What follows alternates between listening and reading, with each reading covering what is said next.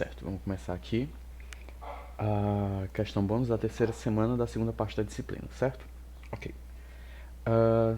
Nesse módulo a gente vai ter que responder algumas perguntinhas. Uma delas, sobre esses três conjuntos, né? Uma delas é se esses três conjuntos não são recursivos. E a segunda pergunta que a gente vai ter que responder é se dá para usar o teorema de Rice neles. Bom, vamos lá começar então. O primeiro conjunto que a gente teve foi esse daqui. Usando o teorema de Rice, já a gente vai começar aqui diretamente chamando ele do R de gama, certo? Para isso, a gente vai ter que então definir um f de x pertencente ao gama. Mas ok, primeiramente, o que esse conjunto está dizendo? Esse conjunto está dizendo que para um x pertencente aos naturais, vai existir um y, tal que, quando a gente der ele de entrada para esse programa x, a saída vai ser 5, certo? Então a gente tem que montar o nosso gama, a partir dessa estratégia aqui, né? Montar o f de x a partir disso. E uma primeira intuição a gente pode fazer o seguinte, a gente pode chamar a função identidade. A gente pode chamar o f de x igual a x. Sendo então x o código desse f de x e o y uma entrada x, né? É meio confuso, mas dá pra entender.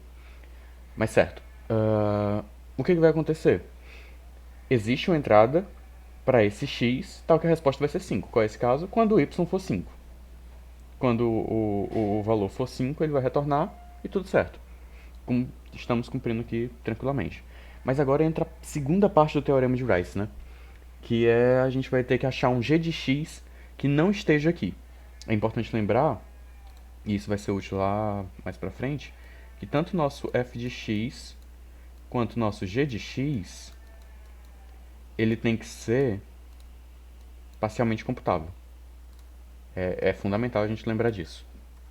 Então vamos lá. Vamos lá agora para a etapa de achar um g de x que não esteja em gama.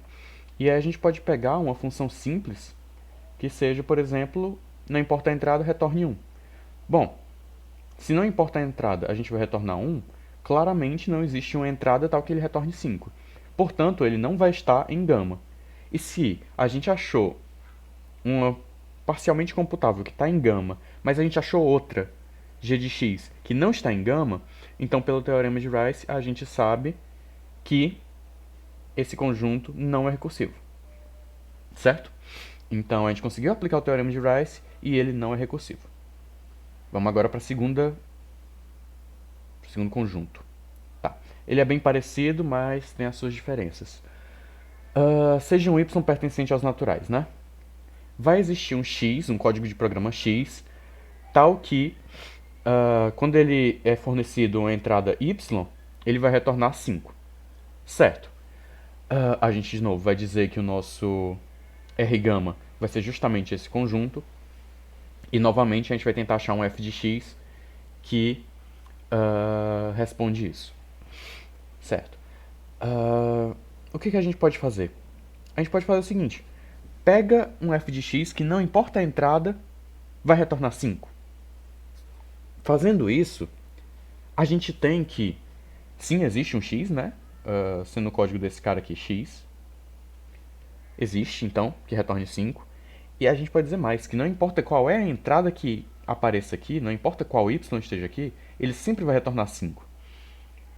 Se o y pertence aos naturais e não importa qual é o y, então, na realidade, o que a gente vai ter é que esse cara vai conter o código de todos os programas.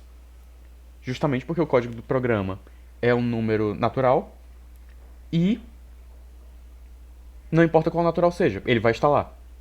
Entende? Portanto, a gente vai ter um pequeno problema aqui. Porque eu acho que eu escrevi errado. Esse aqui eu escrevi errado. Esse cara. Opa. Também tem que ser. Pronto. Já que a gente tem todos os programas, todos os códigos de programas, então a gente está armazenando todos os programas. Portanto, se existe um programa, vai estar lá dentro. E como a gente tem que, pelo teorema, tanto o f de x quanto o g de x tem que ser parcialmente computável, logo tem um programa, ele vai estar aqui dentro. E se ele está aqui dentro, a gente não consegue utilizar o teorema de Rice. Entende? Porque, justamente, o nosso R gama vai conter todos. Ou seja, a gente não consegue utilizar, mas isso só quer dizer que a gente não consegue utilizar o teorema de Rice. A gente não consegue falar nada sobre se ele é recursivo ou não. Então, entra a segunda parte mais complicada, que eu vou ter que assumir que eu não sei explicar bem ela. Depois de algumas tentativas, eu não consegui chegar a uma conclusão muito sólida. Né? Para ser um conjunto recursivo, tanto B quanto a negação dele, né, tem que ser recursivo enumerável. Ou seja, a gente tem que achar um g de x parcialmente computável, que quando a gente entra o valor de x, essa função vai parar. Mas eu não consegui achar argumentos muito sólidos para fornecer aqui para dizer se ele vai ser recursivo ou não. Eu queria até que o professor, por favor, me explicasse essa parte, porque tive dificuldades. Sinceramente, eu tive muita dificuldade para essa parte. Então, mas assim, a minha linha de raciocínio levou a crer que ele não era recursivo. Mas ainda assim não era sólido o suficiente para eu me sentir confiante de explicar aqui. Show. Mas agora vamos então para a terceira parte, para o terceiro conjunto. Um x pertencente aos naturais, tal que, quando a gente usa ele tanto como entrada do programa como o código do programa, ou seja, um código de programa, um programa de código x, que quando fornecido pelo próprio código dele, vai parar. Confuso, mas quando a gente entende que a gente está codificando tanto as variáveis do programa quanto o programa em números, isso faz sentido. Ok, mais uma vez, passo trivial, a gente vai, de novo, dizer que o R gama vai ser esse conjunto. A gente vai tentar agora achar um f de x que seja esse gama, né? Que esteja nesse gama, aliás. E vamos fazer o seguinte. Pega esse f de x e diz que o código dele vai ser p. Então a gente sabe que, pela definição aqui, né? Esse f, quando fornecido o p, ele vai parar. Show. Agora a gente vai precisar de um g de x que não está em gama. Certo. Vamos fazer o seguinte. A gente pode pegar um g de x que vai ser um loop eterno. Que não importa qual entrada ele vai ter, ele nunca vai parar. Ou seja, faz uma label A e diz que a minha única linha do programa vai ser vai parar. Ele sempre vai ficar nesse looping e ele nunca vai parar. Mas a gente também pode tentar fazer algo mais específico para a nossa notação aqui, né? Faz o seguinte, escreve um programa que vai analisar se a minha entrada x foi exatamente o código do meu programa, entra em looping. Então, dessa forma, a gente achou um g de x. Bom, a gente achou um g de x que, mais especificamente, quando ele recebe o próprio código dele, ele nunca para.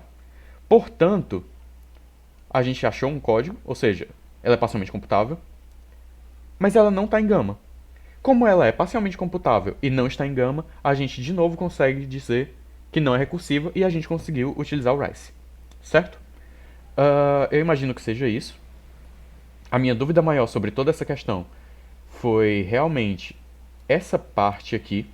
Eu não consegui manusear bem para fornecer uma explicação melhor aqui no vídeo.